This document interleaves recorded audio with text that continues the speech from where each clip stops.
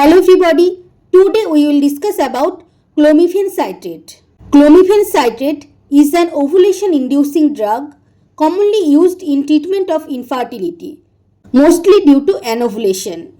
Clomiphene Citrate is the non-steroidal diphenyl ethylene derivative that exhibits both estrogen agonist and antagonist properties depending on the prevailing levels of endogenous estrogen. Estrogen agonist properties are manifest only when endogenous estrogen levels are extremely low. Otherwise, Clomiphene Citrate acts solely as an anti-estrogen. Clomiphene Citrate is a racemic mixture of two distinct stereoisomers. Those are N-clomiphene that is 62% and Ju-clomiphene that is 38%, having different properties. N-clomiphene is the more potent isomer and one primarily responsible for the ovulation inducing actions of Clomiphene Citrate. Levels of N-clomiphene rise rapidly after administration and fall to undetectable concentrations soon thereafter. Ju-clomiphene is cleared far more slowly. Levels of this less active isomer remain detectable in the circulation for more than 1 month after treatment and may actually accumulate over consecutive cycles of treatment. Now, mechanism of action of Clomiphene Citrate. It is structurally similar to estrogen. Clomiphene Citrate probably induces ovulation primarily through the effects on the hypothalamic GnRH pulse generator, but actions at the pituitary level may also be involved. During Clomiphene Citrate treatment, levels of both LH and FSH rise, then fall again after the typical 5 days course of therapy is completed. In normally cycling women, Clomiphene Citrate treatment increases GnRH pulse frequency. In anovulatory women with PCOS, in whom the GnRH frequency is already abnormally high, Clomiphene Citrate treatment increases pulse amplitude but not frequency. Clomiphene Citrate binds nuclear estrogen receptor for an extended period of time, weeks rather than hours, and ultimately depletes estrogen receptor concentration by interfering with the normal process of estrogen receptor replenishment.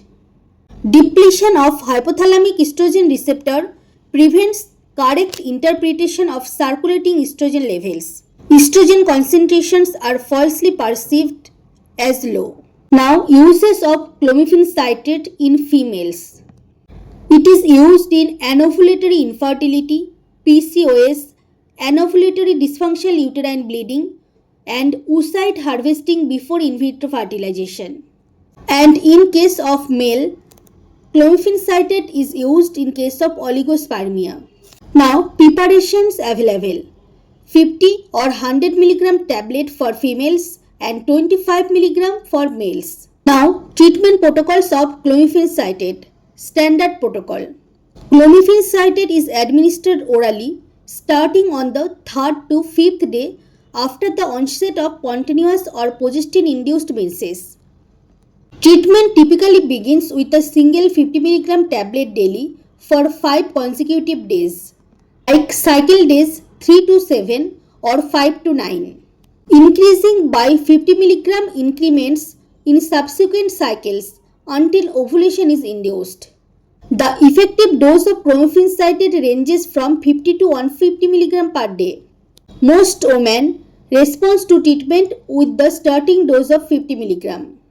With a 100 mg dose, a further 22% will respond. Higher doses are sometimes required but also less often successful. Most who fail to respond to 150 mg will ultimately require alternative or combination treatments.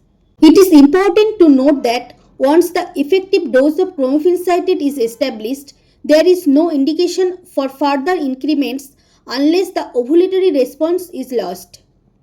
Higher doses will not improve the probability of conception, only risks of hyperstimulation and multiple pregnancy. Now, extended course protocol. An 8 to 10 day high dose treatment regime that is 200 to 250 mg per day can be effective when shorter course of therapy fail. It is not commonly used because of significant side effects.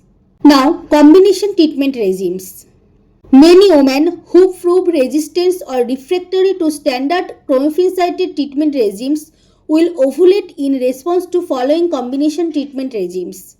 First, clomiphene citrate and 5000 to 10,000 international unit HCG. Second, clomiphene and insulin sensitizing agents like metformin 1000 to 2000 mg per day in divided doses. Third, clomiphene and glucocorticoids like dexamethasone 0.5 mg or prednisolone 5 mg at night daily. 4. Sequential clomiphene and gonadotropins. These patients in whom clomiphene citrate stimulates significant but only transient follicular growth are the logical candidates for this regime.